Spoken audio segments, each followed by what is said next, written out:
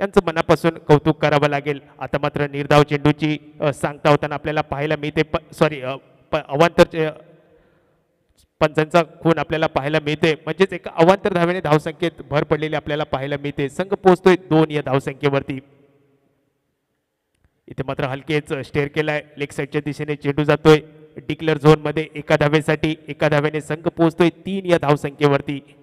एक चांगली सुरुवात म्हणावी लागेल ती विटलाई मराठा वॉरियर्स जुळेवाडी संघाची, कारण पहिलं पॉवर प्लेचं षटक आणि पहिल्या पॉवर प्लेच्या षटकांमध्ये धावांवरती अंकुश ठेवण्यात यश मिळवताना गोलंदाज आपल्याला पाहायला मिळतोय तो सचिन असवले नावाचा हा गोलंदाज.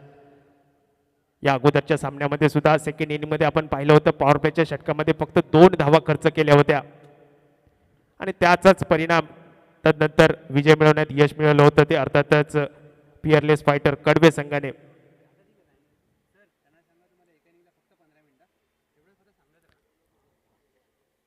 आयोजकांकडून वेळोवेळी सूचित केलं जाते एका इनिंगसाठी फक्त 15 मिनिटे आपल्याला दिली जातील, कारण वेळेला खूप महत्व असतं. पुढचा चेंडू यावेळी पुन्हा एकदा हलकेच स्टेअर करण्याचा प्रयत्न. इथे मात्र एक चोरटी धाव पळून पूर्ण केली जाते. फेकी येईपर्यंत एक धाव आरामातरित्या पूर्ण केली जाते, म्हणजेच पहिल्या षटकाच्या समाप्तीनंतर संघाची धावसंख्या 4 ही धावफलकावरती आपल्याला पाहायला मिळते. एक गडी बाद 4 ही धावसंख्या. रोहित पॅव्हिलियन मध्ये परतल्यानंतर आता मात्र सचिन आणि ओमकारची ही जोडगोळी मैदानात आपल्याला पाहायला मिळते. मर्यादित 4 षटकांचा हा सामना आणि या 4 षटकांच्या सामन्यासाठी पहिलं पॉवर प्लेचं षटकाची इथे या ठिकाणी सांगता होते. सचिन असोलेने एक सुरेख षटक हाताळलंय, अर्थातच 4 धावा खर्च केल्यात या पॉवर प्लेच्या षटकामध्ये. आता कुठेतरी विटलाई क्रिकेट क्लब सनबूर संघाच्या फलंदाजांना अर्थातच सचिन आणि ओमकारला आता कुठेतरी विचार करावा लागेल. मोठी घणाघाती फलंदाजी करणं गरजेचं असेल.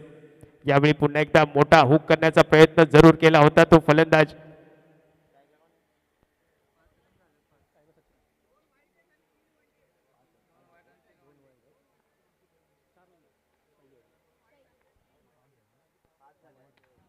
माफ करा, पहिल्या षटकामध्ये 5 धावा झाल्या होत्या.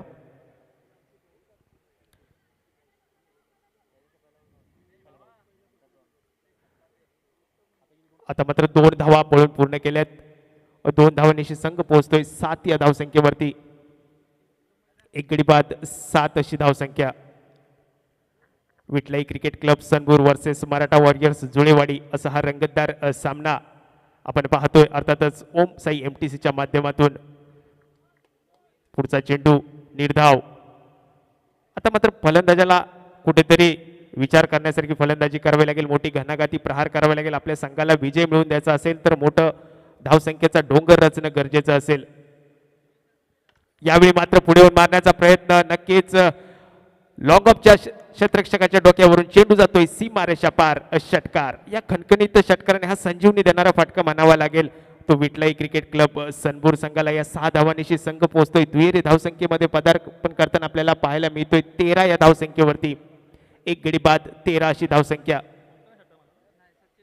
सचिनच्या बॅटमधून निघालेला हा एक मोठा प्रहार आपण पाहिला. नक्कीच गोलंदाजावरती दबाव टाकण्याचा प्रयत्न असेल तो सचिन याचा, आणि या मोठ्या फटक्यांची नितांत गरज होती ती विटलाई क्रिकेट क्लब सनबूर संघाला.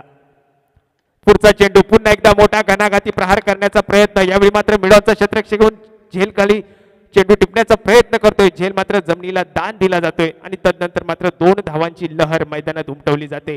2 धावांनिशी संघ पोहोचतोय 15 या धावसंख्येवरती. एक गडी बाद 15 अशी धावसंख्या. दुसरं षटक चालू असताना मर्यादित 4 षटकांचा हा सामना. मर्यादित 4 षटकांमध्ये धावांचा डोंगर उभा करायचा या इराद्याने मात्र आता फलंदाजी करताना आपल्याला पाहायला मिळतोय तो सचिन नावाचा हा फलंदाज.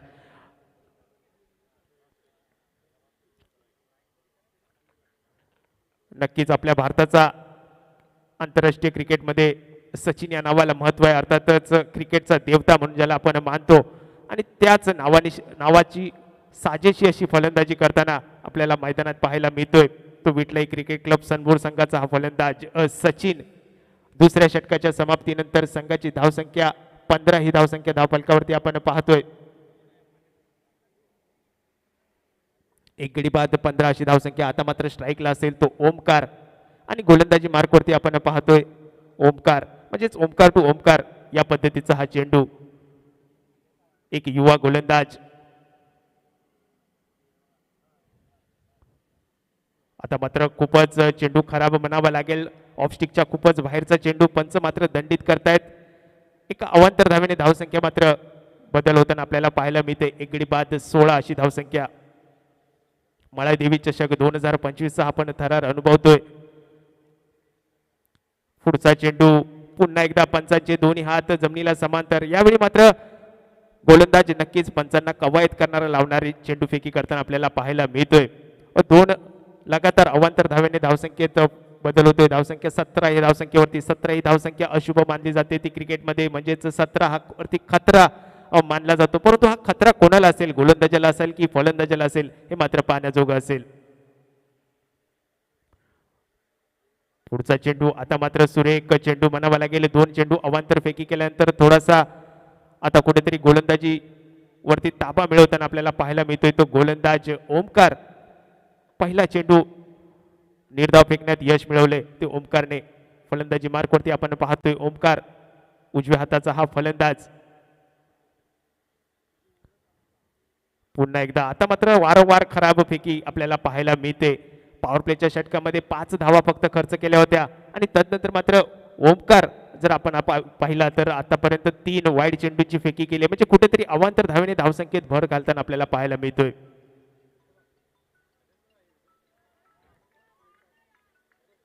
पंचांकडे दाद मागितली जाते. पंच मात्र यावेळी दाद फेटाळून लावतायत. पुन्हा एकदा निर्धाव चेंडू थोडासा ऑफस्टिकच्या बाहेर ठेवण्याचा मानस गोलंदाजाचा आपल्याला पाहायला मिळतोय आणि कुठेतरी लय भरकटताना सुद्धा आपल्याला पाहायला मिळते ती गोलंदाज ओमकार याची.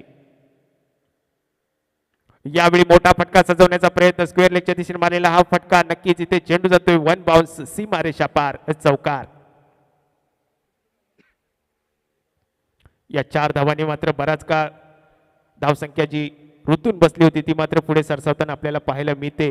22 ही धावसंख्या धावफलकावरती आपण पाहतोय. एका गड्याच्या मोबदल्यात विठलाई क्रिकेट क्लब सनपूर संघाची नाणेफेक जिंकून प्रथम क्षेत्ररक्षणाचा निर्णय घेतलेला जुळेवाडी संघ. गोलंदाजी मार्कवरती आपण पाहतोय ओमकार. यावेळी मात्र पुन्हा एकदा हलकेत स्टेअर केलेला हा चेंडू. एक धाव निश्चित मिळेल. दुसऱ्या धावेसाठी प्रयत्न होईल का, परंतु चांगली फेकी म्हणावी लागेल क्षेत्ररक्षकाकडून.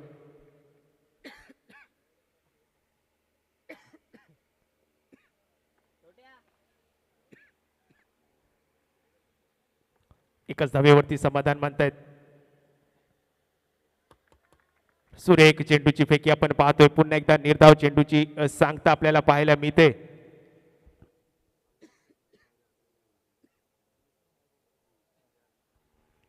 तिसऱ्या षटकाच्या समाप्तीनंतर एक गडी बाद 23 अशी धावसंख्या धावफलकावरती आपण पाहतोय. म्हणजेच एक चांगली सुरुवात म्हणावी लागेल ती मराठा वॉरियर्स जुळेवाडी संघाची. आतापर्यंत मोठ्या फटक्यांपासून जरूर वंचित ठेवलंय ते फलंदाजांना. अर्थातच एका बाजूला सचिन आपण फलंदाज पाहतोय, एका बाजूला ओमकार हा फलंदाज आपण पाहतोय. आता मात्र शेवटचं हाणामारीचं षटक, अर्थातच 4थं षटक हाताळण्यासाठी कोणत्या गोलंदाजाची वर्णी लागेल हे मात्र पाहण्याजोगं असेल.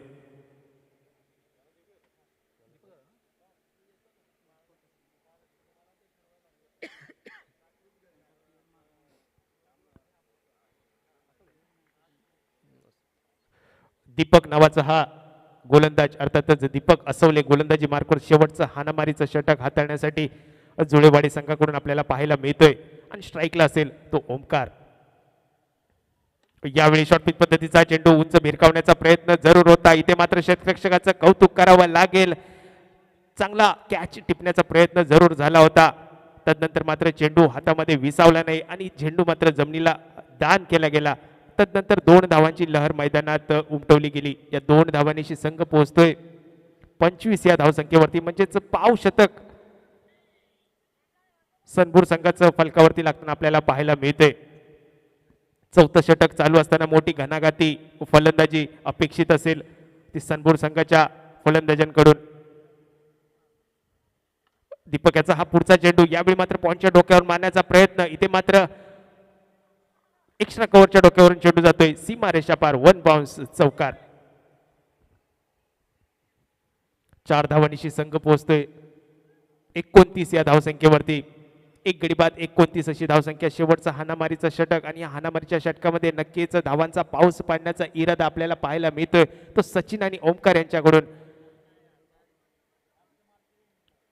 ओमकार वैयक्तिक 10 या धावसंख्येवरती खेळताना आपल्याला पाहायला मिळतोय तर सचिन वैयक्तिक 6 या धावसंख्येवरती खेळताना आपल्याला पाहायला मिळतोय. पुन्हा एकदा मोठा फटका मारण्याचा प्रयत्न. इथे मात्र मिडॉनचा क्षेत्ररक्षक घेऊन चेंडू अडवण्याचा खूप चांगला प्रयत्न करतोय आणि इथे मात्र 6 धावांपासून वंचित ठेवावं लागेल. कौतुक करावं लागेल त्या क्षेत्ररक्षकाचं.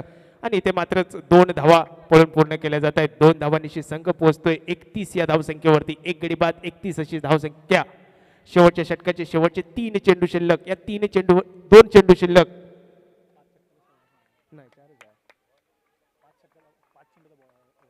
ओके 5 चेंडू. आता मात्र मोठा फटका आपल्याला पाहायला मिळतोय 6 धावांसाठी. खणखणीत षटकाराने संघाची धावसंख्या पुन्हा परावर्तित होताना आपल्याला पाहायला मिळते 37 या धावसंख्येवरती. एक गडी बाद 37 अशी धावसंख्या. पुढचा चेंडू पुन्हा एकदा स्ट्रेट ड्राईव्हचा हा फटका आपल्याला पाहायला मिळालाय परंतु क्षेत्ररक्षक मात्र तिथे तैनात केला गेला होता. तदनंतर मात्र थोडीशी खराब फेकी म्हणावी लागेल. तोपर्यंत 2 धावा पूर्ण केल्या गेल्या. तिसऱ्या धावेसाठी प्रयत्न होतोय आणि तिसरी धाव घेताना इथे मात्र धावची 2 पाडतावं लागेल ते ओमकारला. 2 धावा मात्र गणल्या जातील. 2 धावांनिशी संघ पोहोचतोय 39 या धावसंख्येवरती. म्हणजेच 4 षटकाच्या समाप्तीनंतर 39 ही धावसंख्या धावफलकावरती आपण पाहतोय. 40 धावांचं लक्ष ठेवलंय ते अर्थातच जुळेवाडी संघासमोर.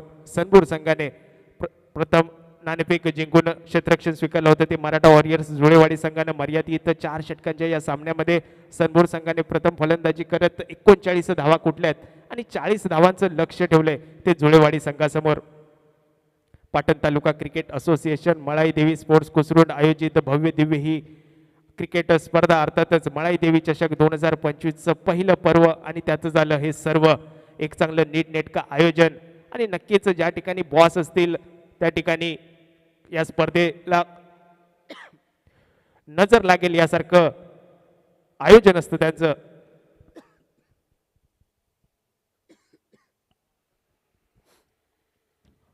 पाटण तालुका क्रिकेट असोसिएशन अंतर्गत क्रिकेटचे जे स्पर्धा होतात त्या स्पर्धेदरम्यान प्रत्येक आयोजन नीटनेटकं असतं आणि त्यासाठी नक्कीच त्यांच्या ग्रामस्थांचं मोलाचा वाटा असतो. त्याचप्रमाणे आयोजन कमिटीचा मोलाचा वाटा असतो आणि सगळे क्रिकेट प्रेमी या स्पर्धेचा आनंद लुटण्यासाठी मात्र आमच्या यूट्यूब लाईव्हच्या माध्यमातून सुद्धा ही स्पर्धा कव्हर केली जाते. अर्थातच ओम साई MTCच्या माध्यमातून ही संपूर्ण स्पर्धा जगभर प्रक्षेपित केली जाते. यूट्यूबच्या माध्यमातून जोडले गेलेल्या सर्व क्रीडा रसिकांचं मनपूर्वक हार्दिक स्वागत असेल. त्याचप्रमाणे मैदानावरती सुद्धा आपण बरेचसे मान्यवरती आपण आमच्या मान्यवर कक्षामध्ये पाहतोय.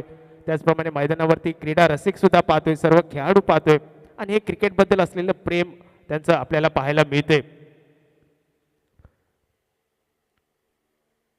चला सनबूर संघ लगेचच आपलं क्षेत्ररक्षण सजून घ्या.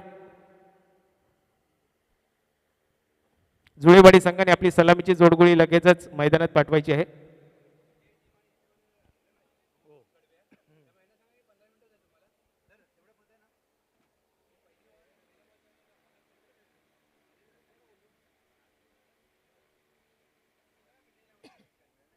चला सनबूर संघ लगेचच क्षेत्ररक्षण सजून घ्या. तुम्हाला या इनिंगसाठी फक्त 15 मिनिटं दिली जातील.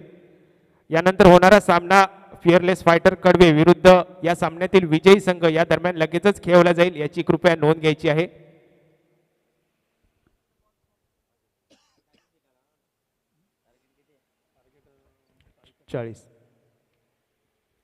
40 धावांचा पाठलाग करायचा आहे 4 षटकांमध्ये.